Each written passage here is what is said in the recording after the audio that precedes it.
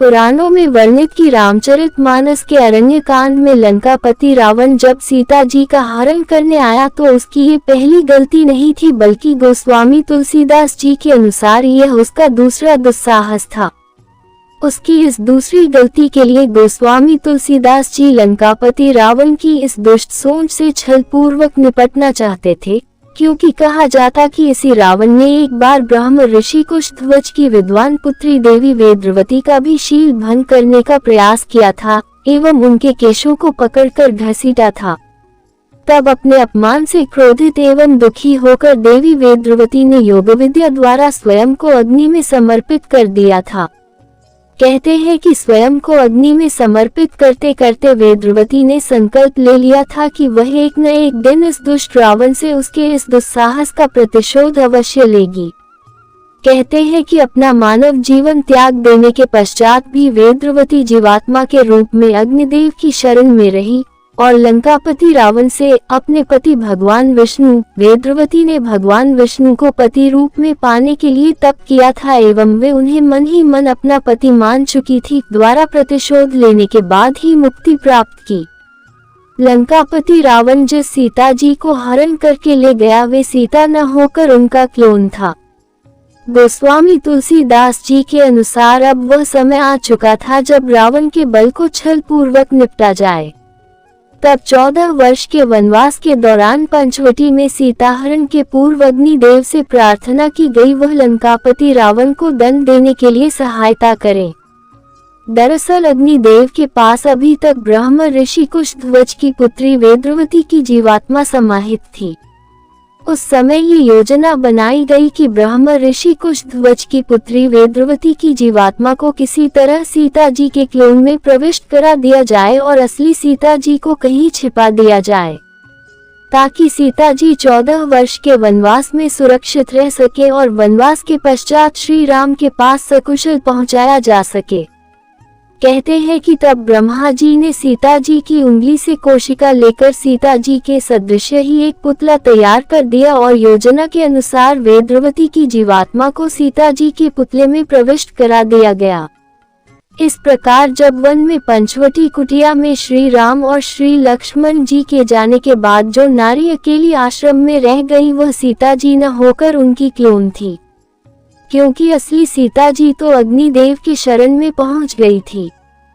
फिर विधाता को वेद्रवती द्वारा रावण से प्रतिशोध लेने के प्रण को पूरा जो कराना था, इसलिए उन्होंने रावण द्वारा सीता जी नहीं बल्कि उनके पुतले में स्थापित वेद्रवती की जीवात्मा का हरण करा दिया।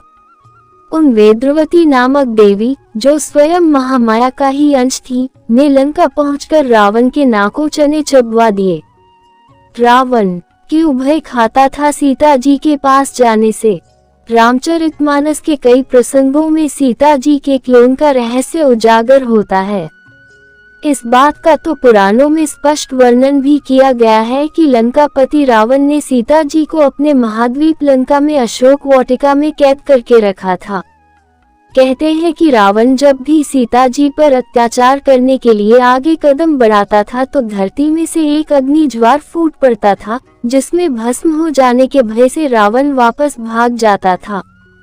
सीता जी के आसपास अग्नि का पहरा होने का एक कारण ये भी बताया जाता है कि सीता जी के क्लोन में रहने वाली देवी वेद्रवती की जीवात्मा के साथ सदैव अग्निदेव रहते थे, क्योंकि ब्रह्म ऋषि की पुत्री वेद्रवती मृत्यु के पश्चात जीवात्मा रूप में उन्हीं अग्निदेव में समाहित थी।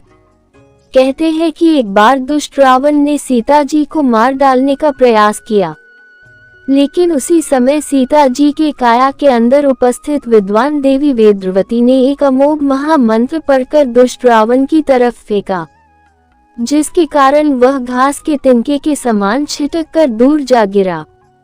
इसीलिए सीता जी लक्ष्मण जी या हनुमान जी के साथ नहीं आई। रामचरितमानस में कई बार ऐसा प्रसंग आया कि जब सीता जी पवन सुत हनुमान जी अथवा लक्ष्मण जी के साथ लंका से वापस श्री राम जी के पास वापस आ सकती थी, लेकिन उन्होंने ऐसा नहीं किया, क्योंकि उस समय वेद्रवती की जीवात्मा एक निश्चित समय के लिए सीता जी की परछाई में विलीन थी। यदि वह उस समय के पूर्व वापस श्री राम जी के पास आ भी जाती तो भी देवी वेदवती सीता जी के शरीर से न निकल पाती। फिर देवी वेदवती को अपने प्रतिशोध स्वरूप रावण का वध जो करवाना था, रावण का समूल नाश ही उनके प्रतिशोध का मुख्य उद्देश्य था। इसलिए जब तक लंका का सर्वनाश न हो जाए तब तक वह वापस श्री राम के पास कैसे जा सकती थी। देवी वेदवती में तमाम वेदों का ज्ञान व शक्ति थी। वह चाहती तो स्वयं भी रावण का संहार कर सकती थी, क्योंकि लंकापति रावण द्वारा वेदवती को अपमानित किए जाने के बाद से ही वह प्रतिशोध की अग्नि में तप रही थी। लेकिन इस बारे में अग्निदेव जी ने देवी वेदवती से प्रार्थना की थी कि लंका पहुंचकर वह ऐसा कोई कार्य न करे कि जिससे सीता जी की परछाई का भेद खुल जाए। फिर देवी वेदवती भी भगवान श्री राम के कर कमलों के द्वारा ही रावण को उसके कुकर्मों का प्रतिफल दिलाना चाहती थी। कदाचित विधाता ने ऐसा ही रच रखा था और देवी वेदवती यह बात जानती थी।